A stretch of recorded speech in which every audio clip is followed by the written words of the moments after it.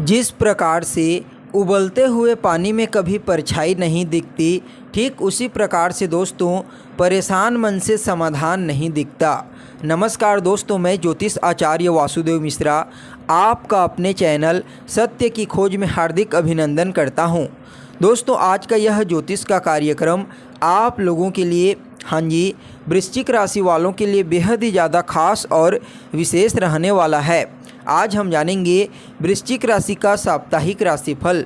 जी हाँ दोस्तों, साल 2023 के अक्टूबर महीने के चौथे सप्ताह यानी कि 23 अक्टूबर से लेकर के 29 अक्टूबर तक का समय वृश्चिक राशि वालों के लिए कैसा रहेगा। सिर्फ कैसा रहेगा ही नहीं, बल्कि हर एक वह जानकारी जो आपके मन में प्रश्न के रूप में मौजूद है। आपका स्वास्थ्य कैसा रहेगा, आपकी शिक्षा कैसी रहेगी, लव लाइफ, पारिवारिक जीवन और वैवाहिक जीवन कैसा रहेगा, भाग्य, करियर, बिजनेस, व्यापार और फाइनेंस के दृष्टिकोण से यह सप्ताह आप लोगों के लिए किस प्रकार से रहने वाला है। चंद्रमा के साथ मिलकर के अन्य 8 ग्रह आपको पूरे सप्ताह भर क्या फलाफल देने में सक्षम रहेंगे, हर एक जानकारी विस्तार के साथ आपको बताएंगे। इसलिए अगर आप भी एक वृश्चिक राशि के जातक हैं तो वीडियो को बिना मिस किए अंत तक देखिए। तो चलिए फिर करते हैं शुरुआत। दोस्तों, यह जो ज्योतिष का कार्यक्रम है यह आपकी जन्म की राशि यानी कि चंद्र राशि पर आधारित है।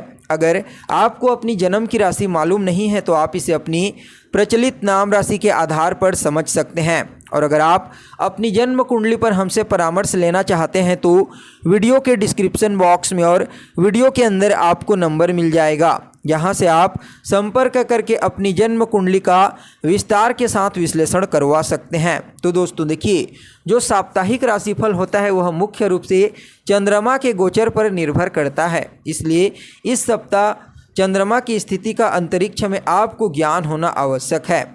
तो देखिए दोस्तों, चंद्रमा पूरे सप्ताह भर आपके लिए बढ़िया रहने वाला है, क्योंकि पहले पराक्रम भाव में, उसके बाद सुख भाव में, फिर ज्ञान भाव में गोचर करेंगे।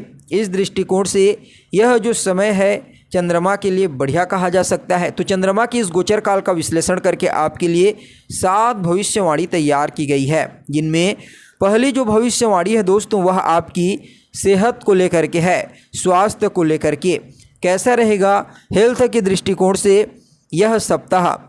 तो देखिए दोस्तों, गोचर कुंडली का जो लग्न स्थान होता है यह आपकी हेल्थ का होता है, आपके इम्यून सिस्टम का होता है। और पहले भाव के स्वामी बनते हैं खुद मंगल महाराज। द्वादश भाव में शत्रु की राशि में गोचर करेंगे, केतु के साथ गोचर करेंगे अंगारक योग का निर्माण करके। इसलिए यह जो सप्ताह है दोस्तों स्वास्थ्य के दृष्टिकोण से किसी भी एंगल से अच्छा नहीं कहा जा सकता। इस सप्ताह आपको अपने खान पान पर विशेष रूप से ध्यान देने की आवश्यकता है, क्योंकि 12वां स्थान परेशानियों का होता है, त्रिक स्थान होता है। इस कंडीशन में दोस्तों अगर आप अपने खान पान पर ध्यान नहीं रखते हैं तो इस समय आपको डाइजेशन से संबंधित, लीवर से संबंधित, किडनी से संबंधित, ब्लड से संबंधित, त्वचा से संबंधित और हड्डियों से संबंधित परेशानी का सामना करना पड़ सकता है। इसलिए यह जो सप्ताह है आपके लिए थोड़ा सावधान करने वाला रहेगा अपने खान पान को लेकर के। अन्यथा ये जो प्रॉब्लम्स अभी आपको बताए गए हैं इनमें से कुछ न कुछ प्रॉब्लम आपको अवश्य फेस करनी पड़ सकती है। तो वहीं दोस्तों आप लोगों के लिए जो दूसरी भविष्यवाणी है वह आपकी शिक्षा को लेकर के है। विद्यार्थियों के लिए कैसा रहेगा यह सप्ताह। तो देखिए, गोचर कुंडली का पंचम स्थान ही होता है पढ़ाई लिखाई का, आपकी शिक्षा का, और पंचम भाव के स्वामी बनते हैं देवगुरु बृहस्पति। पूरे सप्ताह भर देवगुरु बृहस्पति छठे भाव में गोचर करेंगे। चंद्रमा के साथ उनकी स्थिति ठीक नहीं है, लेकिन अंत के 2 दिनों में देवगुरु बृहस्पति और चंद्रमा मिलकर के गज केसरी योग का निर्माण करेंगे। इस दृष्टिकोण से दोस्तों शिक्षा के लिए आखिरी के जो 2 दिन का समय होगा वह बढ़िया है, लेकिन अभी का समय उतना अनुकूल नहीं कहा जा सकता, क्योंकि आपका जो शिक्षा भाव है वह पाप कर्तरी में भी फंसा हुआ है शनि और राहु के बीच में, जिसकी वजह से पढ़ाई लिखाई से आपका मन 100% डाइवर्ट होगा। इस समय आपको अपनी पढ़ाई लिखाई को लेकर के थोड़ा सावधान हो जाना चाहिए, सचेत हो जाना चाहिए। जितना ज़्यादा आप लापरवाही बरतेंगे उतना ही ज़्यादा आपके लिए यह समय नुकसानदायक साबित होगा। इसलिए दोस्तों अगर आप एक विद्यार्थी हैं और पढ़ाई करते हैं तो अच्छे से पढ़ाई कीजिए, ध्यान दे करके पढ़ाई कीजिए, अन्यथा आपको रिजल्ट सकारात्मक नहीं मिलेगा। कोई परिवर्तन करना चाहते हैं या फिर कोई एग्ज़ाम दिलाना चाहते हैं तो दिन रात एक करके मेहनत कीजिए, अन्यथा प्रॉब्लम हो सकती है। तो वहीं दोस्तों आप लोगों के लिए जो तीसरी भविष्यवाणी है वह आपकी लव लाइफ को लेकर के है। कैसा रहेगा लव लाइफ के दृष्टिकोण से यह सप्ताह? तो देखिए गोचर कुंडली का पंचम स्थान ही होता है आपकी लव लाइफ का, और जैसे अभी आपको बताया गया है कि देवगुरु बृहस्पति पंचम भाव के स्वामी बन करके छठे भाव में गोचर करेंगे, तो यह जो समय है आपके लव लाइफ के दृष्टिकोण से उतना अनुकूल नहीं कहा जा सकता। आप जिनके साथ रिलेशनशिप में हैं उनके साथ वाद विवाद और वैचारिक मतभेद उत्पन्न हो सकती है, क्योंकि इस समय क्या बोलते हैं देवगुरु बृहस्पति की स्थिति छठे भाव में है, जो रोग ऋण शत्रु का स्थान होता है। इसलिए दोस्तों थोड़ा सा आपको अपनी वाणी पर, अपने अहंकार पर और अपने क्रोध पर इस सप्ताह नियंत्रण करने की सलाह दी जाती है, अन्यथा आपकी रिलेशनशिप में दरार पड़ने की प्रबल संभावना नज़र आ रही है। इसका आपको विशेष रूप से ध्यान देने की आवश्यकता है। तो वहीं दोस्तों आप लोगों के लिए जो चौथी भविष्यवाणी है वह आपके वैवाहिक जीवन को लेकर के है, मैरिड लाइफ को लेकर के। कैसा रहेगा दाम्पत्य जीवन के दृष्टिकोण से यह सप्ताह? तो देखिए गोचर कुंडली का 7th हाउस होता है आपकी मैरिड लाइफ का। 7th हाउस के अधिपति कौन बनते हैं? शुक्र महाराज बनते हैं। शुक्रदेव दसम भाव में यानी कि कार्य क्षेत्र भाव में पूरे सप्ताह भर गोचर करेंगे। चंद्रमा के साथ उनकी स्थिति बढ़िया रहने वाली है। तो ऐसे में दोस्तों आपके मैरिड लाइफ के दृष्टिकोण से, वैवाहिक जीवन के दृष्टिकोण से यह जो सप्ताह है आपके अनुकूल रहेगा। पार्टनर के साथ संबंधों में मधुरता आएगी, आप दोनों के बीच का जो बॉन्डिंग है वह मजबूत होगा। इस समय आप अपने पार्टनर को खुश करने के लिए कोई प्यारा सा तोहफा उन्हें दे सकते हैं। आपको अपने पार्टनर का पूरा सहयोग इस सप्ताह मिलने वाला है। खास करके कार्य क्षेत्र में पार्टनर के सहयोग से आपके कोई बड़ा कार्य जो पेंडिंग में पड़ा हुआ है वह पूरा हो सकता है। यानी कि देखा जाए तो आपकी मैरिड लाइफ में इस समय आपका पार्टनर आपके कार्य क्षेत्र में इस सप्ताह उन्नति का कारण बन सकता है। जी हाँ दोस्तों, आपके मैरिड लाइफ में कार्य क्षेत्र में वृद्धि होने की प्रबल संभावना नज़र आ रही है। यानी कि मैरिड लाइफ यह इस सप्ताह आपके लिए अच्छा रहेगा। तो वहीं दोस्तों आप लोगों के लिए जो अगली 5वें नंबर की भविष्यवाणी है वह आपके भाग्य को लेकर के है।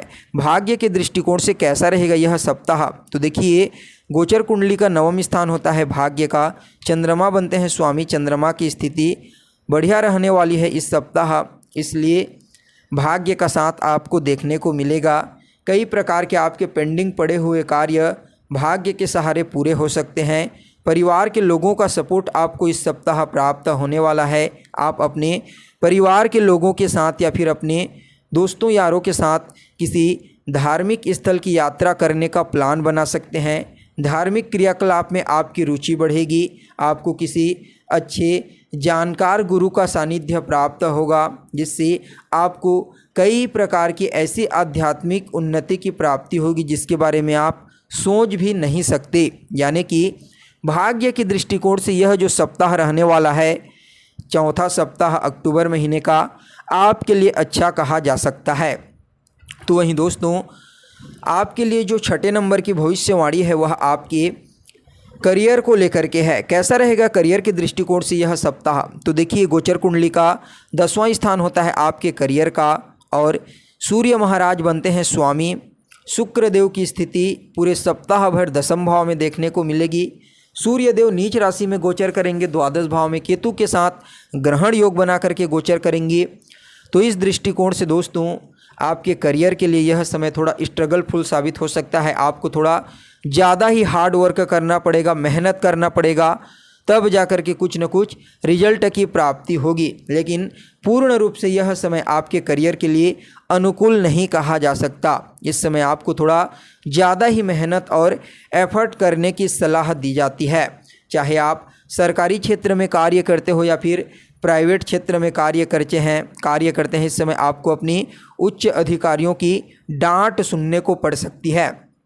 तो वहीं दोस्तों आप लोगों के लिए जो अंतिम यानी कि 7वीं भविष्यवाणी है वह आपके बिजनेस व्यापार को लेकर के है। कैसा रहेगा बिजनेस व्यापार के दृष्टिकोण से यह सप्ताह। तो देखिए दोस्तों, गोचर कुंडली का जो 7वां हाउस होता है यह आपके बिजनेस व्यापार का होता है और शुक्र देव बनते हैं स्वामी। शुक्र की स्थिति बढ़िया रहने वाली है पूरे सप्ताह भर।